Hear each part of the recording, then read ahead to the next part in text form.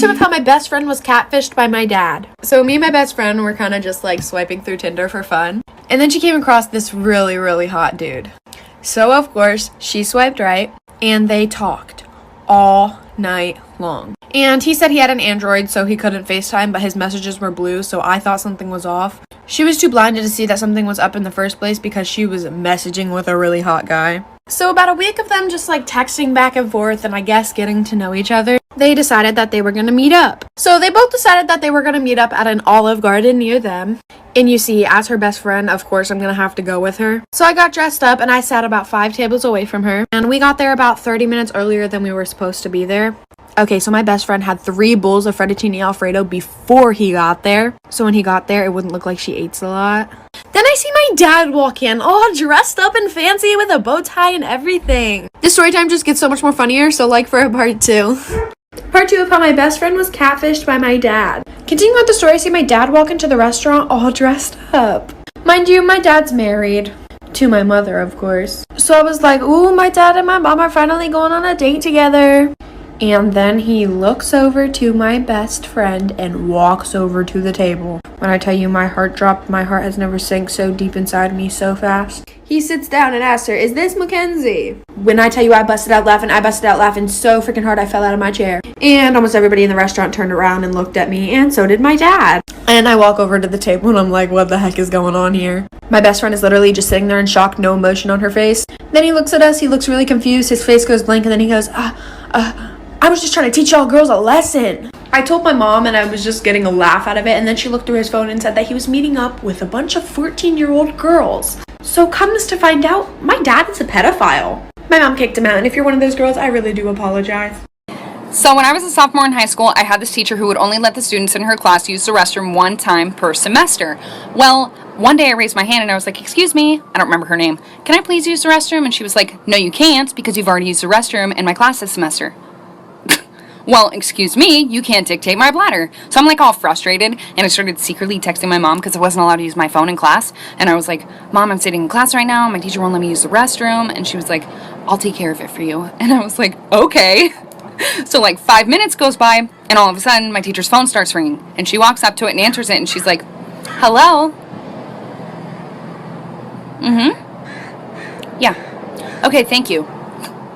And then she walks up to me like so angry, and she like slams the pass on my desk, and she was like, since you have to go that bad. And I was like, yeah, I really do, thanks. And I got up and left. I didn't even have to go to the bathroom. It was just the principle of it. I just roamed the halls. This is a story of the time that I caught my neighbor's mom talking smack about me. So I don't know about you guys, but every single Wednesday in my middle school, we would have a bagel sale. And some people's parents would come in to help out. And my neighbor's mom was one of those parents. And I had a best friend at the time whose mom would also work at the bagel sales. But this best friend of mine, her mom never let us hang out with each other because she felt that I was a bad influence on her. When in reality, it was the complete opposite. She was the one that snuck the boys in her house, if you guys remember that story time, where they peed in a flower pot. So basically her mom wouldn't let us hang out. And sometimes my friend would go with her mom in the morning, basically as a ride to school, and to help out with the bagels too. And one day when she went in with her mom, my neighbor's mom also was there too. So my friend starts eavesdropping into their conversation, and my friend's mom brings me up and says how much of a bad kid I am and a bad influence. And my neighbor's mom was like, oh wow, that's my neighbor, like we always suspected something bad about her, our whole entire neighborhood knows this about her, basically making stuff up about me. So then I go home crying, tell my mom. Part 2 of catching my neighbor's mom talking smack about me. So my best friend tells me all these things that my neighbor was saying about me, obviously. And I got really upset, so I went home and I just started to cry. Because for some reason I felt like when I was younger, every one of my friends' parents hated me. And I never really knew why. I was always the type of person to like let my friends do whatever they want and encourage them in doing whatever they want, whether that's breaking the rules or following the rules. So I mean, I guess that could be something, but I'm just being a supportive friend, like... Sorry, I got off topic.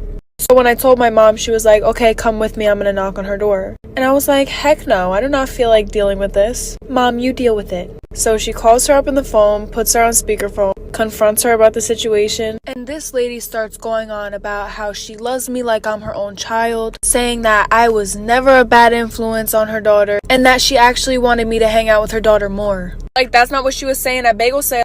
This boy lied about his age just to date me. Story time. So back when my cute self was a senior in high school, there was this new girl that came to our school. Long story short, On how my aunt passed away. So a little background information. About 5 years ago, my aunt had gotten pregnant. It was really weird because a few months before she got pregnant, the doctor told her that she would never be able to have kids. And her husband had been trying for years. Well, I think like 2 weeks after the baby was born, it had passed away. And I don't really know why. For some reason, my mom won't tell me. Which is weird, but anyways, after that, my aunt just felt like a lot of things weren't going the way that she wanted them to in her life. So she decided to get closer with God. Well, every Sunday night, we go to my grandparents' house for a family dinner. And while we were there, my aunt starts going on this whole rampage. She said that God's not giving her the answers that she needs, and I don't really know what she means by answers. So my grandparents kick her out because she's acting like a psycho. Well, the same night at 3 a.m. in the morning, we hear a knocking on the door. And lo and behold, it's my aunt. So my mom lets her in because she feels bad and feels like she's the only one that will actually listen to my aunt. So she makes everybody sit at the kitchen table. And she pulls out a Ouija board from her bag, like for part 2. Creepy story time about how my aunt passed away, part 2. So like I said, she makes us all sit down at the kitchen table and she pulls out a Ouija board. She was like, I found out how I can get some answers. I just feel like I need you guys around me for positive energy. And my family is very, very religious. Like, we don't fuck with that shit. But because my mom felt bad for her, she let her use it in our house. But my mom didn't want my sisters and I around that, so she just sent us to bed. Well, the next morning, I wake up and I ask my mom what happened with the Ouija board situation. My mom just said that it was really scary, because before she thought it was like a load of bullshit, and she said that her and my dad didn't touch the Ouija board, because like I said, they were very religious and did not mess with that stuff. But apparently, it said for her not to buy a house with the numbers 2815. Well, 2 years later, my aunt got remarried, and her husband ended up having 2 kids. So they bought a new house, and no, it didn't have the numbers on it. One of their kids accidentally shattered the glass door, so they went and got a new one, and it came with those exact numbers on it. 2 days later, the house burnt down and nobody survived. Storytime about the 2-year-old boy who lost his life at the pits. There is a grave with a window to peek inside. This grave belonged to a man named Timothy Clark Smith. Timothy had a fear of being buried alive. This may seem like an irrational fear, but it was actually more common than people realize. Timothy patented a design for his own gravesite. Not only did he include a window on his tombstone, he also built a contraption that included a bell. In the case that Timothy woke up underneath the ground, he could pull a string and ring the bell to signal for help. Timothy passed away on Halloween in 1893. And he never needed to use the bell. The window to his grave is still there, although the visibility to see inside of it is very low after the years. But I can't imagine being a gravekeeper, hearing a bell ringing in the middle of the night, knowing that you are the only one there.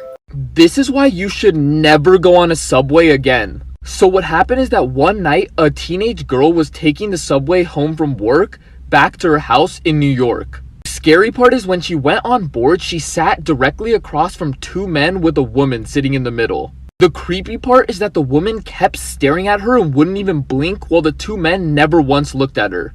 Well, at the next stop, a man with a trench coat walked in, but the girl didn't pay much attention to him. The girl kept trying to look away so that one lady wouldn't stare at her, but she just kept looking, wouldn't even blink. Well, at the next stop, that random man with the trench coat pulled out the teenage girl and dragged her out of the subway. She was screaming, asking for help because she had no idea why this guy just pulled her out. But the guy told her to calm down and said he actually saved her life because the woman that was staring at her was actually dead, and the 2 men next to her were holding her up to make her look alive. The random guy with the trench coat said if he didn't pull her out, she was going to be their next victim. This is why you should never ask too many questions. Once there was an old lady who was widowed and wheelchair bound, living in a house with 2 floors with her caretaker. One day, the police received a call from this old lady's house. The caretaker had been murdered. One detective was sent to investigate, where he found the caretaker's body on the 1st floor, vocal cords ripped out, lying in a pool of blood. The old lady was ruled out as a suspect because she was immobile, but the detective did note that this crime seemed familiar to how the widowed husband died years ago. He had suffocated in his sleep on the couch downstairs when the old lady was upstairs. After getting evidence from the 1st floor crime scene, the detective asked to look upstairs as well. The old lady refused at first, but he insisted and went up anyways. Everything seemed pretty normal until a shocking revelation came over him, and it sent chills down his spine. It was a detail that investigators had overlooked in the murder of the widow's husband as well. There is no phone on the 2nd floor. The detective then suddenly heard a noise, withdrew his weapon, and ran out of the room, only to find an empty wheelchair. These TikTokers accidentally found a body. There's a popular app right now on TikTok called Randonautica that sends you to random locations in your area. Some people find random abandoned places. Some people even found random weird things in the forest. These group of teens were led to a suitcase. But the thing is, when they opened the suitcase, it was a dead body inside. When they opened the suitcase with a stick, it had a horrible stench, later calling the cops, who confirmed there was dead body parts inside. This is why you should never talk to strangers in an elevator.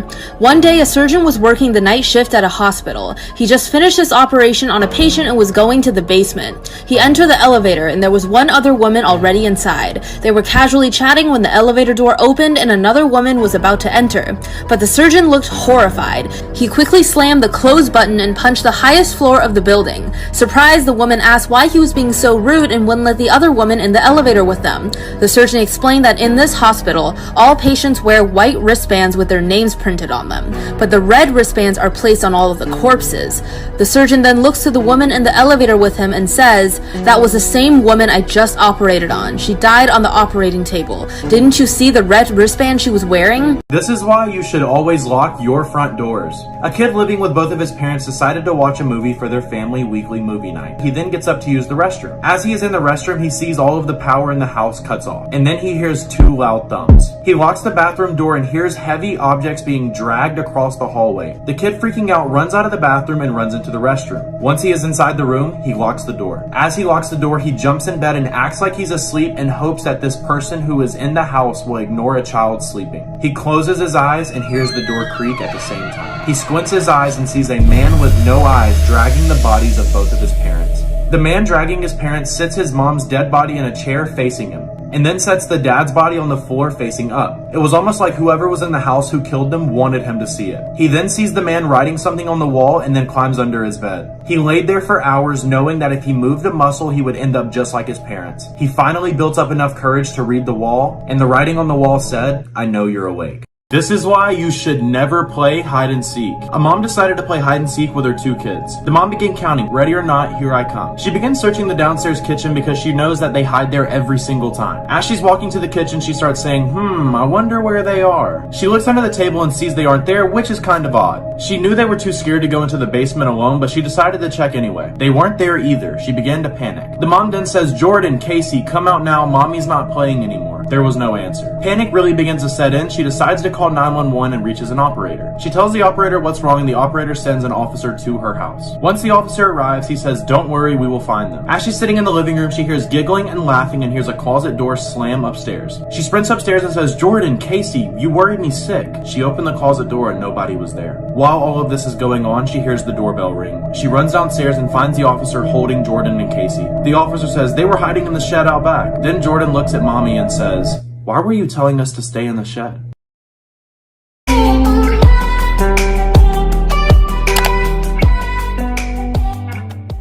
The first story starts when I was 2. I don't remember it much, but my parents have told me this multiple times. We lived in this little white house. It was very old. My parents used to always hear me laughing and playing in my room with someone, but there was no one in my room. When they asked who I was talking to, I told them it was a little boy named Omar. They thought it was just an imaginary friend, but now that I think back on it, when I was 3 and 4, I did see someone. He was always very kind to me. I would play Barbies and he would play with me. He would draw me pictures. I would leave my books out for him so he could read while I was at preschool. I would tell him about my days and he would tell me about his. But things started to get really weird once my brother was born, and that is when my parents started to see him too. They believe that this is because he wanted to be the only little boy in the house. Stay tuned for part 2. Here's part 2 of the series of the little boy. When my brother was born, my parents used to sense and see the little boy as well. My mom used to feel his energy sitting in the rocking chair. My brother's mechanical toys used to just start making noise. He started to show up less and less in my room, and every time he would, he kind of scared me. He wasn't himself anymore. He was mad, angry, everything. My parents believe it's just because he wanted to be seen and he was lonely, and now that I had a little brother, I wasn't paying as much attention to the little boy. My mom would wake up to my brother crying in the middle of the night and go check on him, and she would sense something standing next to her. Weeks later, we moved out of that house due to a shooting in our backyard. My old nanny, who lived across the street, told us after we moved out, she would always see something in the window of my room. On August 3rd, 2017, the bodies of a 69-year-old man and a 38-year-old man were found by a neighbor. The two of them seemed to have died while enjoying dinner together. When first investigating, police assumed they must have died of food poisoning. But when the toxicology report came back clear, that theory was thrown out the window. From there, it quickly turned into a homicide case, but who killed these two men and why? Police found no signs of forced entry and had no reason to believe that anyone would want them dead. After some time passed, doctors were finally able to determine what the cause of death was, and it wasn't at all what anyone was thinking. During their dinner together, the 69-year-old man bit off more than he could chew and began choking on a piece of steak. He could have easily been saved by the 38-year-old man, except for the fact that he was too busy dying from a heart attack that was triggered by seeing his lifelong friend slowly choking to death on a piece of steak. This is why you should always check under your bed. A little kid named Caleb was getting ready for bed and decided to go brush his teeth. He went to the bathroom, brushed his teeth, and told his mom goodnight like usual. Caleb climbed into bed and watched TV until he fell asleep. Caleb then wakes up in the middle of the night screaming for his mom. His mom, startled, jolts into the room and asks Caleb why is he screaming. Caleb says, "Mr. Bones won't let me sleep." His mom says, "Mr. Bones? That was my monster's name when I was your age." She then laughs and says, "Maybe he's here for me and not you." The lights shut off and the door slams. Caleb stops and stares and said, "He told me the same thing." If you guys want to see more videos like this, make sure to like and follow.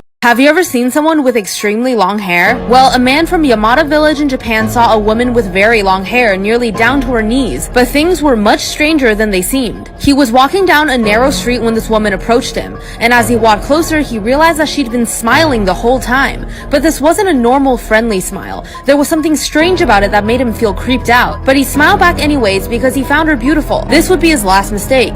In that moment, her hair rose up and stuck to him. Strands of hair hooked onto his clothes. He ran as fast as he could, terrified. He got home quickly, locked the door, but couldn't fall asleep all night. The next morning he felt a bit better, so he opened the door to try to go to work, but he saw that on the other side his door was covered in scratches. He had run into Hariona, the long-haired woman from Japanese urban legend whose hair can turn into hooks. She's also known as the smiling woman, as she usually smiles at people from the shadows and also specifically targets men who smile back at her. Comment below what you would do if you ran into her, and follow to see more.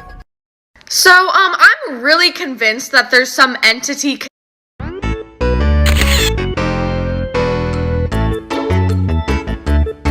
connected to me. So at first, I've always just thought my house is haunted. I just have a haunted house. That was up until I started having paranormal experiences everywhere I went. So the other night, I slept over at one of my friends' houses. And around the time this happened, I was the only one awake, and I was also the only person in the basement. So I'm laying on the air mattress watching YouTube, whatever. I'm just laying down there chilling watching YouTube, and I start hearing little taps on the ceiling. Almost like somebody was walking but tapping. It was really weird. So I kind of ignored it. I didn't think anything of it. And that was until I looked at the chair that was sitting right next to the air mattress and noticed it had moved and was now facing my bed. Almost like something was sitting in the chair and watching me. I was laying in bed one night. It was pitch black because we had just moved in, so all you can see is the light creeping underneath the door from the landing. My mom was sleeping in the same room as me, but she was sleeping on the floor. We had just moved in. When all of a sudden the door slowly starts to creep open and an oldish woman appears around the door looking at me and then goes away. I just thought it was a nightmare and turned around really fast and went underneath the covers, hoping that I would wake up. When all of a sudden, something that I'll never forget. My mom whispered to me, "Did you see someone just peering around the door?" Safe to say we didn't sleep that night. I'm gonna be